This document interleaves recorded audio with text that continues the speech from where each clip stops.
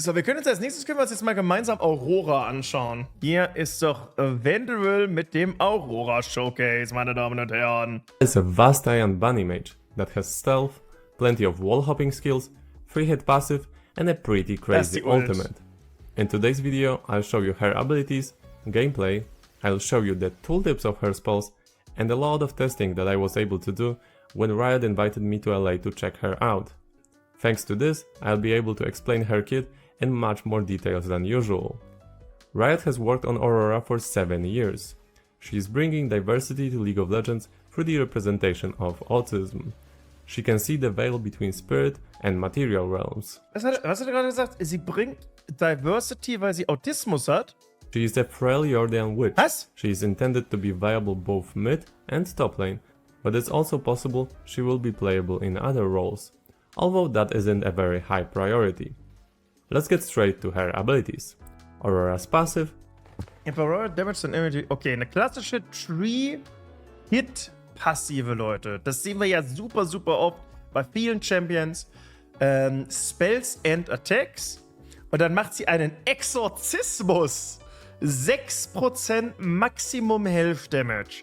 Das ist wahrscheinlich auch, was ihr Möglichkeiten gibt, in Top-Lane gespielt zu werden. Und sie heilt sich und sie entert den Spirit-Mode und kriegt Movement Speed. Und desto mehr Spirit sie hat, desto mehr Movement Speed kriegt sie, okay? It's called Spirit Abjuration. Wayward spirits are drawn to Aurora.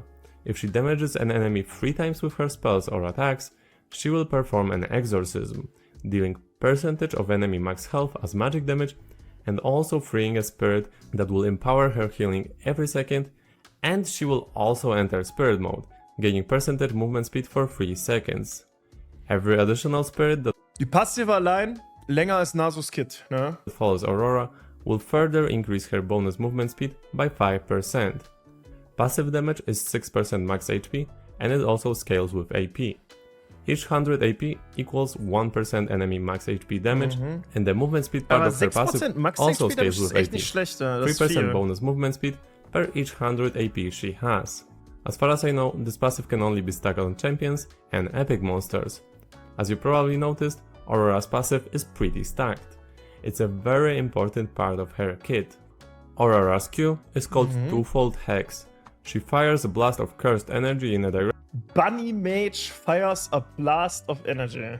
Okay, sie schießt in einer geraden Linie, die sieht man hier. Es geht durch die Gegner durch, markiert sie. Und sie kann es recasten, er wird zurückgezogen. Und dann macht es mehr Damage und Missing Health Damage. Okay. Also das ist der Main Wave Clear Skill und wahrscheinlich auch der Main Trading Skill. So wie es aussieht. Direction, dealing magic damage to enemies hit and marking them with spirit energy. This ability overall is similar to Ari's Q, but has a recast that is similar to Xayah E. Aurora can recast this ability to end the curse, draw back the spirit energy to herself and deal up to double the damage of first outgoing Q. But this is based on the missing health of enemies. So ideally, you want to use it as an execute. First part of her Q is scaling with 30% AP, and second part of it is scaling with up to 80% AP. Remember that her Q applies passive. Man muss also sagen, ich finde, so eine starke Passive mit so vielen Steroiden, ne? Also sowas wie Max Health Damage, Movement Speed, Healing Amplification und dann noch ein sehr starker Wave Clear Spell, so wie es aktuell aussieht, ist schon mal gefährlich, ne? In der Kombination. So with Q itself, you can already have 2 stacks of passive applied to the enemy. This ability is definitely Aurora's bread and butter and her primary source of damage. The cooldown of this ability is from 8 to 6 seconds. Aurora's W is called Across the Veil. She bunny hops in the direction. Upon landing, hops in landing, the Spirit Realm becomes invisible. Wir lieben Invisibility, Leute. Spirit Mode gibt dir immer Movement Speed, ne? Und sie kriegt es Resettable Dash mit Invisibility über Wände. At rank 1, up to 2 seconds at rank 5 of this ability. She can move freely in that stealth, similarly to Shaco in his Q. This ability also makes her enter spirit mode, so she gets an extra movement speed. Takedowns on enemies within 3 seconds of damaging them also makes this ability refresh. Also vom Gefühl, ich würde sagen, das ist einfach Shaco in modern. Ne? Es ist einfach Shakoku in modern. Du kannst, weil es ein Reset hat. With this, you can be a pretty big nuisance in a teamfight. Stealth in, get a kill or assist, stealth in again, get another kill, stealth in again. Aber Just sie hat like I'm weniger trying Range, here with ja. dummies. Sie hat Don't weniger worry, Range. your screen is not gonna be that dark, it was just me messing in practice tool. It's gonna be just like in another clips that you saw. Remember that this ability allows you to jump over walls. You can easily jump a Baron wall, or for example this wall near the river opposite to the Sogar über die dragon. dicke Wall. Okay. Definitely worth learning those jumps. This ability has a cooldown of 18 seconds, down Langer to Cooldown 14 aber. seconds Okay. when it is maxed. Aurora's E is called the Weirding. She unlocks a window to the spirit realm, which sends out a blast of spirit magic, dealing magic damage in an area and slowing enemies by 80%, decaying Okay, kein Hard-CC, aber ein 80% Slow zu dem Zeitpunkt. Aber es ist kein Hard-CC. over 1 second. The force of Und this es ability pusht sie also knocks zurück. Aurora back, Was sehr similarly wichtig to ist. Graves' Mehr ult. Mobilität. This ability also applies passive. With this ability you can jump over some of the shortest walls on Summoner's Rift. The cooldown is 15 seconds at rank 1. Also sie hat praktisch, okay, sie hat 2 Dashes, Movement Speed Surge, 3 Hit Passive, Wave Clear, 2 AOE Spells, Invisibility. Und wir sind noch nicht bei der Ulti. And it goes down to 11 seconds at rank 5. And then finally, we have Aurora's ult. Running Mage unlocks a rift to the swirl or the pulse of spirit energy. Okay, also es wird ein Realm erstellt, der Damage macht. Und zwar 218, 0,8, das ist okay. 30% Slow und okayischer Impact Damage. 3 Sekunden Empowered Spirit Mode, doubling her Bonus, also mehr Movement Speed, noch schneller. Und sie kann innerhalb ihrer Arena hin und her hüpfen an den Seiten. Also das ist wie eine Camille-Ult und sie kann praktisch immer hin und her hüpfen. Und wenn andere versuchen rauszukommen, werden sie geslowt und in die Mitte gesetzt. Also eine AOE-Morde-Ult. It's called Between Worlds.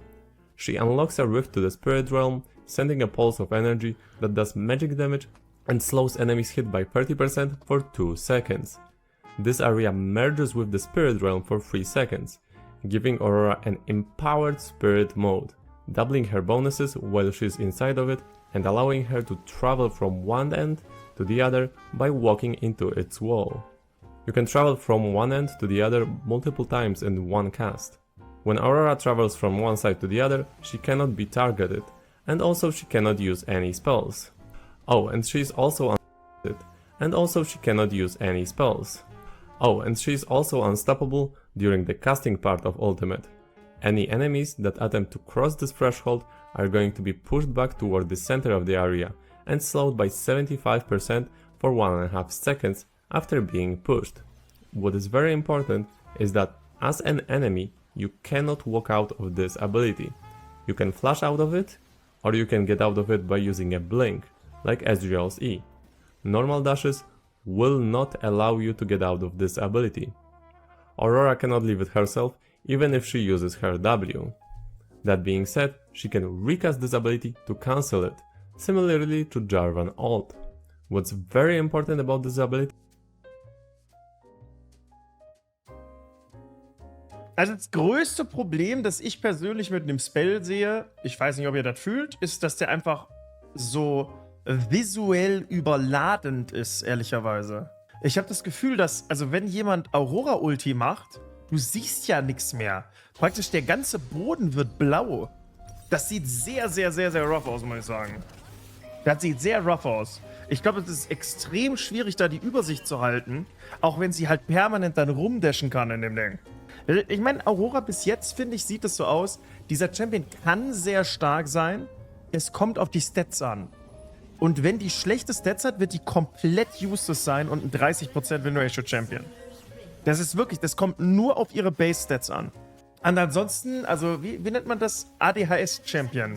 Wenn du praktisch, das ist so ein Champion, du hast 1 Million Mobility-Tools, du fliegst überall rum, du enterst Spirit Realm links und rechts, du hast Movement Speed, du hittest. Also das ist ja Vogelwild, Wir haben jetzt ihre Ulti gesehen, das ist praktisch eine Teleportzone. is its cast time. Why is it so important? If you cast this but then immediately walk outside of it, you are likely going to get out before the area is spawned and this will result in an automatic cancel, so be careful when you use this ability when you are close to the edge of it. The duration of ult is 3.5. Muss sagen, das ist eine sehr blöde Mechanik, dass das so funktioniert, ehrlicherweise.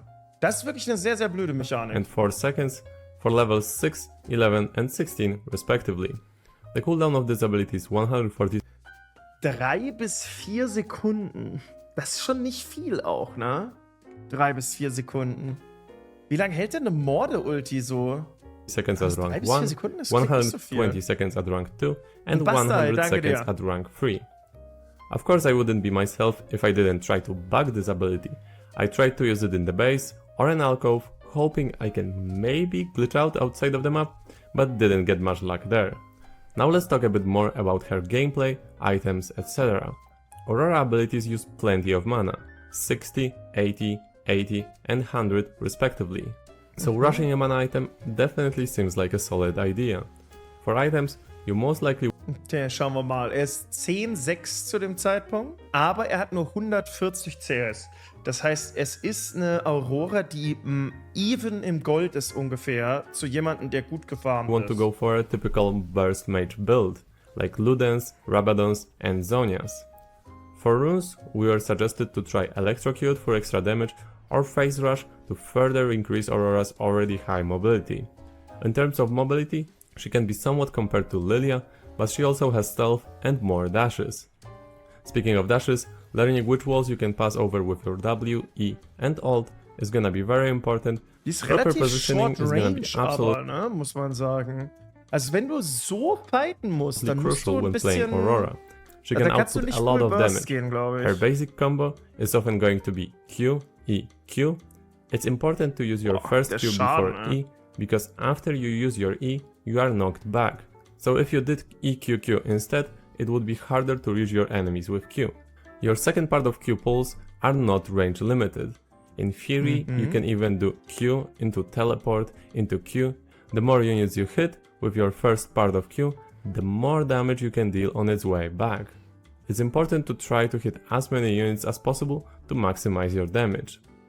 Aurora can also get very high movement speed, so she might be pretty annoying to play against. Das ist pretty much wie Xayah-Federn, missing health damage statt einem Root. In that regard, catching her might be hard, but at least she is a pretty squishy champion. Hard CC is definitely going to be one of her worst enemies.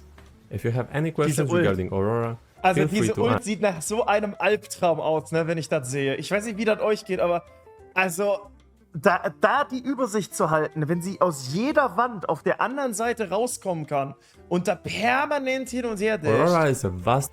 Crazy. Das ist echt crazy. Can also get very high movement speed, so she might be pretty annoying to play against in that regard. Catching her might be hard, but at least she is a pretty squishy. Was passiert, wenn Poppy in der Mitte von der Aurora-Ult steht? Hard CC is definitely going to be... Das ist die Ult praktisch. Und wenn ihr an eine der Seiten rausrennt von der Ult, dann kommt ihr praktisch auf der anderen Seite wieder rein. Das ist eine vogelwilde Ability, Leute. One of her worst enemies. If you have any questions regarding Aurora, feel free to ask.